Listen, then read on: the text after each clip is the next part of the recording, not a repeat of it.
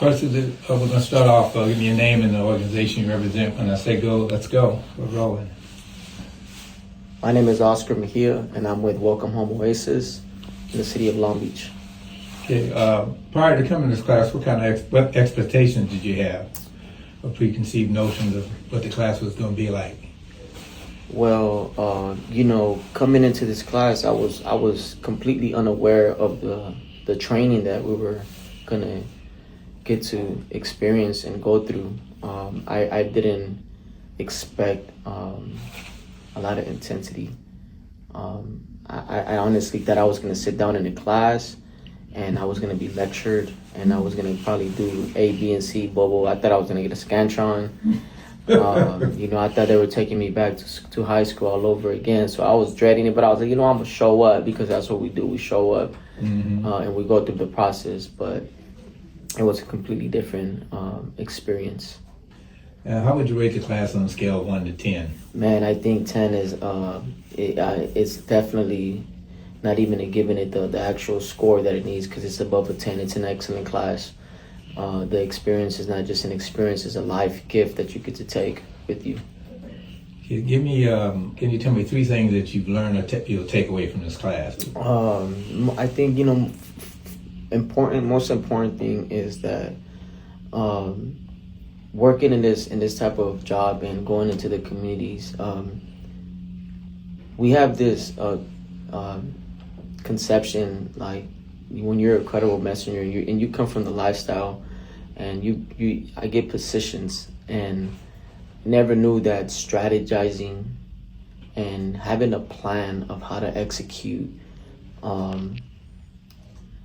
crisis moments or any type of calls is so important. I'm used to being impulsive and just go right in and figure it out. And emotional. And emotional, right? And as I drive and I go. But this has allowed me to actually sit back and actually come up with a plan. I really like the aroma tacos. I'm going to take that with me wherever I go in the 4 arrows, which I apply to my life already apart from the actual incidents calls. But those are 3 components that I'm going to hold dearly to my pocket and utilize. So if we had asked you, you mentioned a little bit earlier that you had previous training and you had this training. What are some of the major, give me some differences that you saw between this training and the previous training that you had in the past to this work? So I've had alternative to violence program training, and it's really interesting because I was learning that in prison while in prison, right? And being in prison, it's a different dynamic than actually being in a community. Okay. And a community like prison has like this culture where everybody understands it. Right. Out here, the culture is different. There's no understanding. Everybody runs their own way and maneuvers their own way. A lot of sporadic things are happening on a daily basis. So the difference is that it's allowing me to be more open-minded and think broader, not to hold myself in a box. Right. Because if I put myself in a box, I could get myself killed or in trouble. Right. And understanding that each people that are coming out here, we all come from different cultures. And in prison, we create one culture. Even though we're all from different cultures, we all have to understand that this is the culture right here. And out here, there's none of that. Yeah, there's rules and regulations and policies, but ultimately, what I've learned in this class is the fact that, and that's a difference, which is way more important for me to take, and not to be driven by emotions, to put my emotions aside, and it's about the work that we're gonna do and execute. So it's a lot different. So I learned how to manage my emotions, but I realized that when I was put in situations here, I thought I was able to manage my emotions. It's certain situations popped up, and when those situations popped up, it allowed me to let me back up and let me listen to Doc because I'm doing things wrong. And if I'm out there in the community, I can't be reacting in these ways. I gotta respond. Okay, so let me ask you, how did this training going to change you in any way? It's not going to change me. It already did. It already helped me change my perception on how I should carry myself and how I should carry myself with my team, most importantly, because it's just not about me. And work as a team. And work as a team. It's I don't come up with all the answers. I'm not the there is no person. However, we do work together. We're all one leader. And we all are going to understand where our strength is and our weaknesses at, and we're all going to work together. So that's something that I bring with me and I take with me. And most importantly, the core values and the principles of the program as well. And the training, that training is so essential. Yes. Training is so essential. We could get caught up in this mindset that I could get caught up in this mindset that, oh, I got it. I figured it out, right?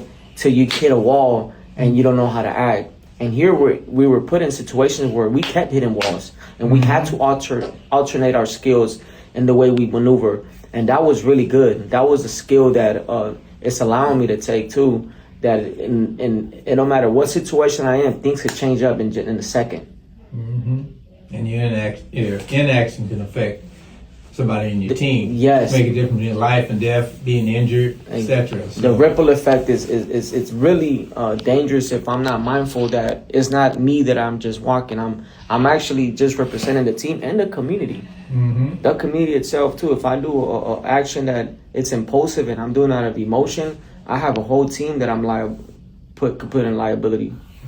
So in ending, is there any words you'd like to leave for Dr. Bashir? You know what? I want to thank you for sure for everything that you do for the community and everybody that you have served. I really hope and wish that you continue to train people that are like us, especially people that are been justice impacted or have come to prison and have the passion to come and work out here. We have the motive, we have the love, we have the courage, but we don't got the training. And we need your components, we need your roadmap, right? Because we will crash like we crashed getting in there, but this is going to be a different crash, right? It's going to be a crash where we could get mentally distraught, and we might even get disconnected from the program because ain't nobody leading us. And that's what you're doing right now. So I want to thank you so much. And I continue to hope that they continue to, not just Long Beach City, but other counties continue to open up and realize how important this is. You know, I did 10 years in prison, and I did a lot of self-help groups. I did a lot of programs that helped me. So you worked on yourself. Yeah, worked on myself to help me yeah. improve myself, and I'm a whole complete better person. I'm not going to do drugs. I'm not going to engage in gang activities. I'm not going to disrespect. Violence is not an option, but I have all of that. But what do I do with it now? Now you transform it into something. So this is where Doctor came and he showed me what to do with those things, along with the training that he already had applied, and now I feel way more confident. I feel way more confident. So thank you so much. Yeah, thank you so much for the interview. Yes.